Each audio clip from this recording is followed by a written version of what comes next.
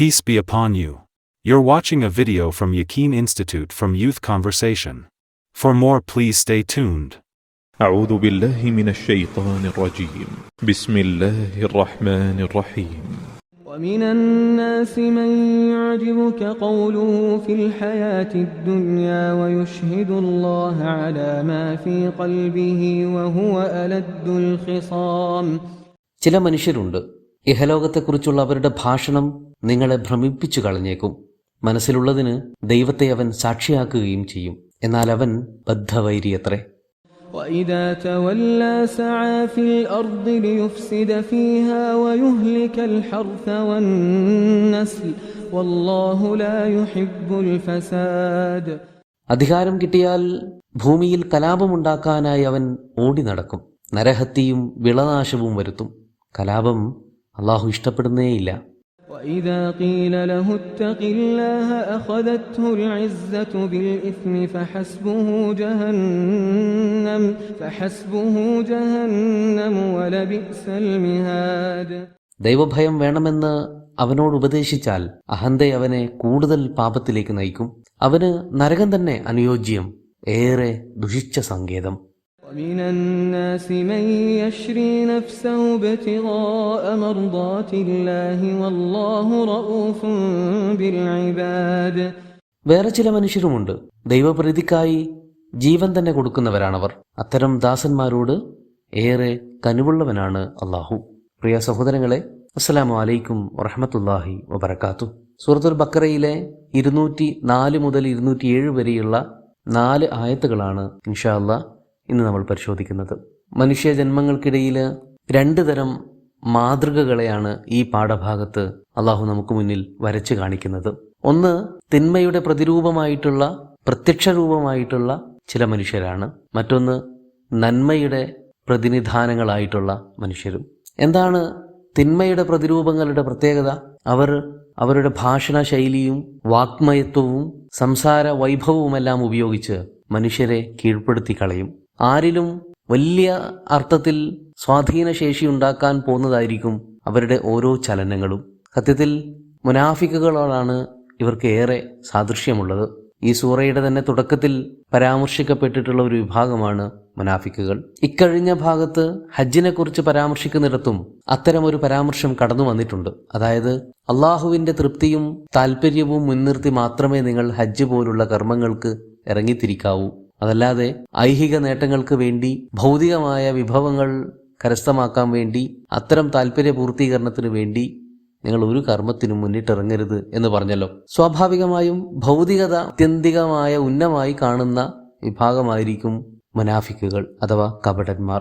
അവരുടെ പ്രാർത്ഥനയുടെ അല്ലെങ്കിൽ ജീവിത വീക്ഷണത്തിന്റെ ശൈലി പോലും റബ്ബന ആതിന ഫിദ്ദുന്യ എന്നതാണ്. ദുനിയാവിൽ ഞങ്ങൾക്ക് കിട്ടണം, സമ്പാദിക്കണം, ഒരുപാട് നേട്ടങ്ങൾ ഉണ്ടാക്കണം, അധികാരങ്ങൾ കൊയ്യണം, അതുവഴി തങ്ങളുടെ താല്പര്യങ്ങൾ നിവർത്തിക്കാനാവും വിധമുള്ള ശ്രമം നടത്തണം. ഇതായിരിക്കും അവരുടെ മുഖ്യ അജണ്ട. അപ്പോൾ അതിനായി അവരുപയോഗിക്കുന്ന വലിയ ഒരു ഉപകരണമാണ്, ടൂളാണ് അവരുടെ സംവേദനാത്മകമായ ശൈലിയും ഭാവവും ശേഷിയുമെല്ലാം. അബിനന്നാസ്, ജനങ്ങളിൽ ചിലരുണ്ട്, യുഅ്ജിബുക ഖൗലുഹും, അവരുടെ വർത്തമാനം നിങ്ങളെ അത്ഭുതപ്പെടുത്തി കളയും, ഭ്രമിപ്പിച്ചു കളയും. അതിൽ നിങ്ങൾ വശംവദരായി വീണുപോയെന്ന് വരും. ഫിൽ ഹയാത്തി ദുനിയ, ഈ ഭൗതിക വിഭവങ്ങളെയും ജീവിതത്തെയും കുറിച്ചായിരിക്കും അവർക്ക് സംസാരിക്കാനുള്ളത്. അതിലെ നേട്ടങ്ങളെക്കുറിച്ച്, ലാഭങ്ങളെക്കുറിച്ച്, അതിൽ സ്വന്തമാക്കേണ്ടുന്ന താല്പര്യങ്ങളെക്കുറിച്ചൊക്കെ ശ്രുതിമധുരമായി അവർ അവതരിപ്പിച്ചെന്ന് വരും. തിരിച്ചോ മറിച്ചോ ഒന്നും ചോദിക്കാൻ കഴിയാത്ത വിധം നിങ്ങൾ സ്തബ്ധരായെന്ന് വരും. അവരുടെ വർത്തമാനങ്ങൾ കേട്ടാൽ നമുക്ക് തോന്നും അവരുടെ ഹൃദയം ആത്മാർത്ഥതയുടെയും സ്നേഹത്തിന്റെയും ഭക്തിയുടെയും വിരക്തിയുടെയും ഉന്നതിയുടെയും വിശുദ്ധിയുടെയും പുണ്യത്തിന്റെയും സേവനത്തിന്റെയും ഒക്കെ നിറകുടമാണെന്ന്.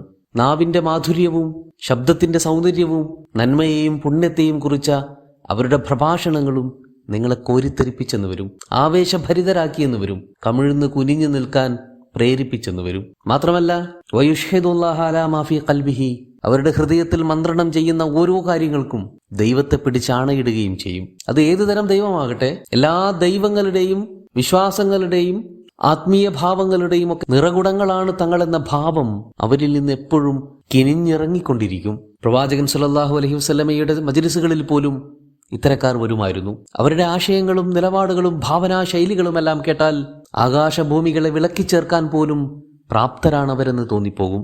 പക്ഷേ റസൂലിന്റെ സദസ്സിൽ നിന്ന് പിരിയുന്നത് വരെ മാത്രമേ ഇതുണ്ടാവുള്ളൂ.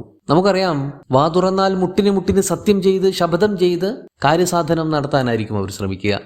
എത്രമേൽ ശപഥം ചെയ്യേണ്ടി വരുന്നോ അത്രമേൽ അവനവന് പോലും പറയുന്ന കാര്യത്തിൽ കോൺഫിഡൻസ് ഇല്ല എന്നതിൻ്റെ ഒരു പ്രത്യക്ഷ തെളിവും കൂടിയാണത്.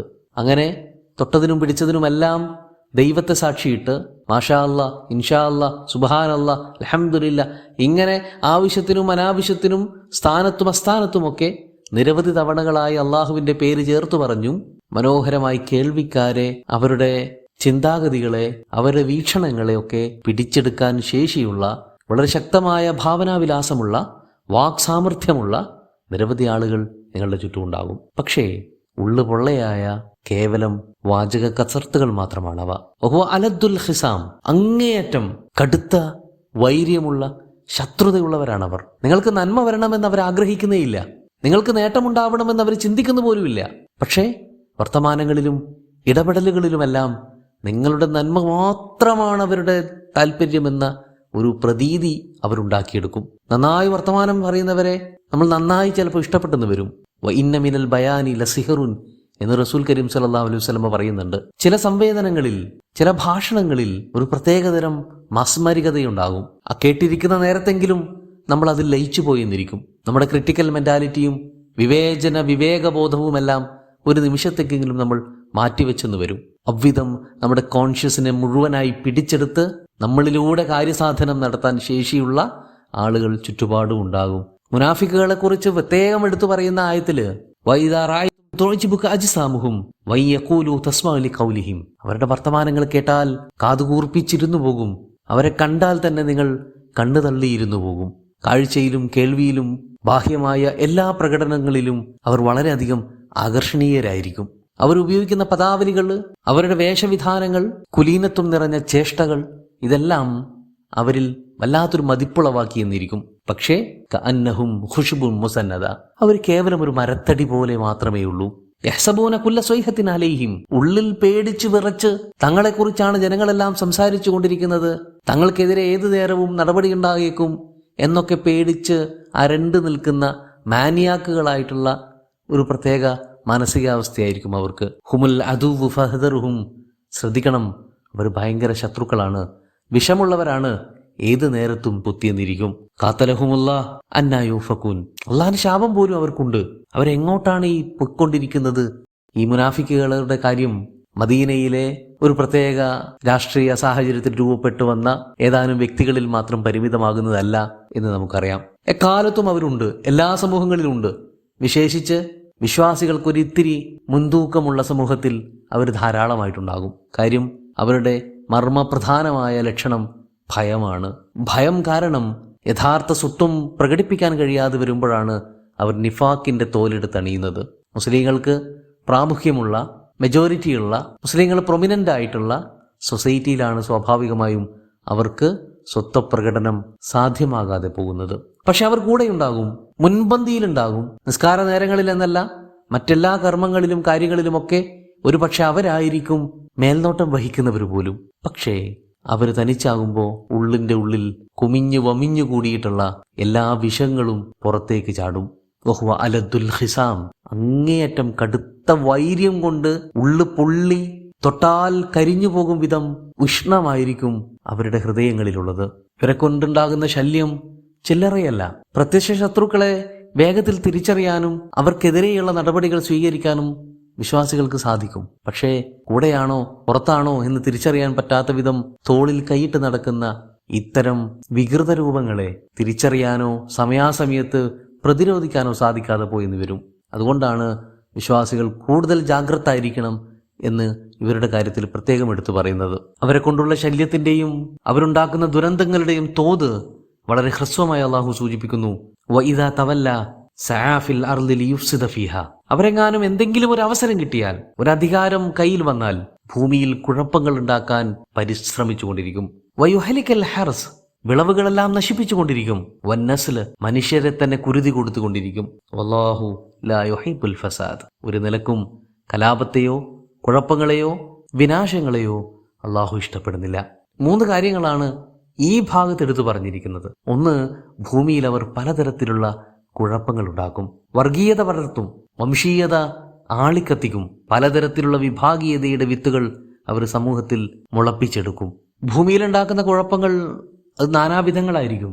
മദ്യവർജന സിദ്ധാന്തങ്ങളൊക്കെ പറഞ്ഞ് അധികാരത്തിലെത്തിയാൽ മുട്ടിന് ബാറുകൾ തുറക്കാൻ നയം സ്വീകരിക്കുന്ന ഗവൺമെന്റുകളെ പോലെ പലിശയെക്കുറിച്ചും അസാൻമാർഗികമായ സമ്പാദനങ്ങളെക്കുറിച്ചും പ്രസംഗിച്ച് നടന്ന് ഒടുക്കം അധികാരം കിട്ടുമ്പോൾ ലോകബാങ്കിൽ നിന്നും മറ്റ് പലതരം ബാങ്കുകളിൽ നിന്നും തീവെട്ടി പലിശയ്ക്ക് കടം വാങ്ങിക്കൂട്ടി ധൂർത്തും ആഡംബരവും കാണിക്കുന്നവർ, പൊതുജനങ്ങളുടെ സ്വസ്ഥമായ സ്വൈര്യമായ ജീവിതത്തെക്കുറിച്ച് പ്രഭാഷണം നടത്തിയിട്ട് അധികാരം കിട്ടുമ്പോൾ പ്രകൃതിയെ കൊലവിളിക്കുന്നവർ, അധാർമികതയുടെയും ദുരാചാരങ്ങളുടെയും സദാചാര വിരുദ്ധതയുടെയും ഒക്കെ പേക്കൂത്തുകളും കുത്തരങ്ങുമായി സമൂഹത്തെ പൈശാചികവൽക്കരിക്കുന്നവർ, ഇങ്ങനെ തുടങ്ങി തങ്ങളുടെ അധികാരം നിലനിർത്താനായി എന്തേത് ക്രൂരതയും യാതൊരു മടിയുമില്ലാതെ ചെയ്തു കൂട്ടുന്നവർ. ഭൂമിയിലുണ്ടാകുന്ന എന്തേത് കുഴപ്പങ്ങളെയും കലാപങ്ങളെയും നമുക്ക് ഫസാദ് എന്ന് മനസ്സിലാക്കാം. രക്തരൂക്ഷിതമായ വിഭാഗീയ വർഗീയ സംഘടനകൾ മുതൽ കുടിവെള്ളം മുടക്കുന്നതും സഞ്ചാര സ്വാതന്ത്ര്യം തടയുന്നതും ധാർമ്മികതയിലൂന്നിയ ജീവിതത്തെ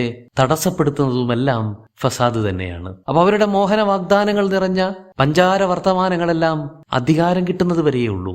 തവല്ല എന്ന് പറഞ്ഞ അധികാരം ഏറ്റെടുക്കുക, അവസരം കിട്ടുക എന്നൊക്കെ മനസ്സിലാക്കാം. അവരുടെ ഭാവഹാദികളെല്ലാം കണ്ട് ഏതെങ്കിലും ഒരു അധികാരം വല്ലതും അവരെ ഏൽപ്പിച്ചാൽ അതോടെ കഴിഞ്ഞു കാര്യം. അവര് ആ നാട് കുട്ടിച്ചോറാക്കും. വാഗ്ദാനങ്ങളെല്ലാം കാറ്റിൽ പറത്തും. നേരത്തെ കണ്ട പുഞ്ചിരിച്ച മനോഹരമായ വദനമൊന്നും പിന്നെ കണ്ടെന്നു വരില്ല.